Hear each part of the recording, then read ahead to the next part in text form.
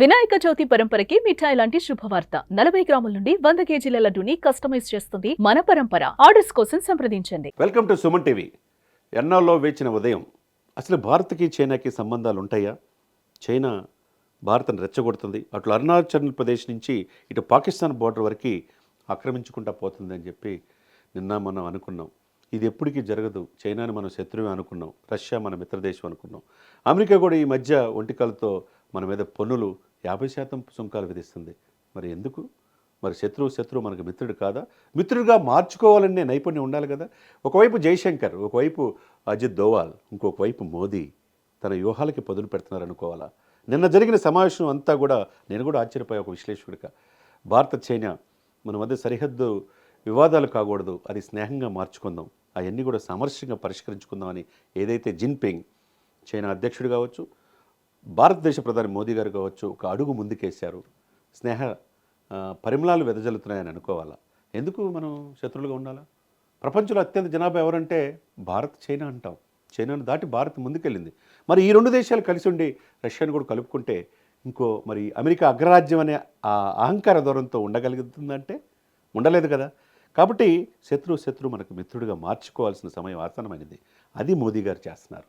నిన్న మన్ కీ బాత్లో కూడా మీరు దేశీయ వస్తువుల్ని వాడండి, మీరిచ్చే గిఫ్ట్లు కావచ్చు, బహుమతులు కావచ్చు, మీరిచ్చే ధరించే అలంకరణలు కావచ్చు, వస్త్రాలు కావచ్చు, అన్నీ కూడా స్వదేశంలో తయారైన మేక్ ఇన్ ఇండియాని ప్రోత్సహించడని చెప్పాడు. మనం ఎవరికి భయపడాల్సిన అవసరం ఉంది? ఇంత జనాభా ఉండి ప్రపంచంలో అనేక కార్పొరేట్ కంపెనీలకి లీడ్ చేస్తే భారతీయులకి అంత శక్తి సామర్థ్యాలు ఉంటే మనం అమెరికాకు ఇంకో దేశానికి భయపడాలా? కాబట్టి బ్రిక్స్ సమావేశాలకు ఆ బాధ్యత కూడా భారత్ తీసుకుంటే బాధ్యతని పూర్తి సపోర్టు చైనా జిన్పింగ్ గారు కూడా మద్దతు తెలియజేశారు. ఏదేమైనా జరిగిన పరిణామం ఒక్కసారిగా అమెరికా ఉలిక్కిపడింది.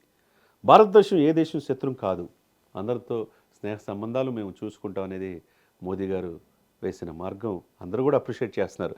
ఎందుకంటే ఇరు దేశాల మధ్య వాణిజ్య సంబంధాలు మెరుగుపడాలన్నారు. సరిహద్దు వివాదం కాకూడదు, స్నేహపూర్వకంగా సమస్యను పరిష్కరించుకుంటా ఉన్నారు.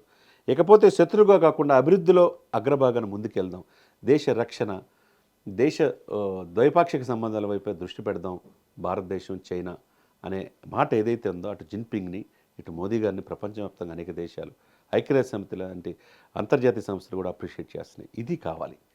ఎందుకంటే మనం కొట్టుకుంటా ఉంటే ఇంకొక దేశానికి ఆసరాగా అది అవకాశంగా మనం మరల్చుకునే అవకాశం ఉంది. మరి చైనా వాళ్ళు ఏ వస్తువునైనా ప్రపంచంలో తయారు చేయగలిగిన నేర్పరులుగా వాళ్ళ యువత ఉన్నారు. మరి అటువంటి చైనాకున్న స్ట్రెంత్, భారతీయులకున్న తెలివితేటలు రెండూ కలిస్తే మరి ప్రపంచంలో అనతికాలంలో అగ్రదేశంగా మనం వస్తాం కదా. మరెందుకు మరి పద్దాకలు అమెరికాకు ఏదో భయపడాల్సిన అవసరం ఇక్కడ లేదు అనేది స్పష్టమైంది. రాజకీయంగా, వ్యూహాత్మకంగా, వాణిజ్యపరంగా ముందుకెళ్తామని ఇరువురు కూడా అంగీకరించారు. ఆ దిశగా శాంతి స్థిరత్వంతో ముందుకెళ్దాం, యుద్ధ వాతావరణం వద్దు అనేది చెప్పుకోవటం అనేది భారత్ చైనా మధ్య నవశకానికి నాంది పలికిందని అనుకోవాలా. మనం ఎక్స్పెక్ట్ చేయని ఈ యొక్క బంధాలు, ఎందుకంటే బంధాలు, బాంధవ్యాలు, కుటుంబ వ్యవస్థలు బాగుంటేనే ఈ సమాజం బాగుంటుంది, ఈ రాష్ట్రం బాగుంటుంది, దేశం బాగుంటుంది. సరిహద్దు దేశాలతో స్నేహబంధం ఉంటేనే ఈ ప్రపంచం బాగుంటుంది.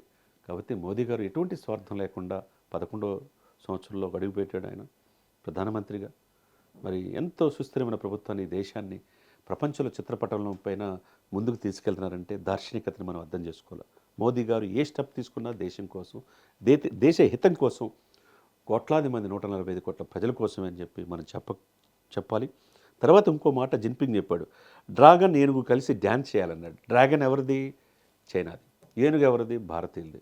ఇద్దరు కలిసి డ్యాన్స్ చేద్దామంటే ఒక స్నేహపూర్వకమైన సంబంధాలు కొనసాగిద్దామని చెప్పటం ఇది అద్భుతంగా మనం చెప్పుకోవాలా.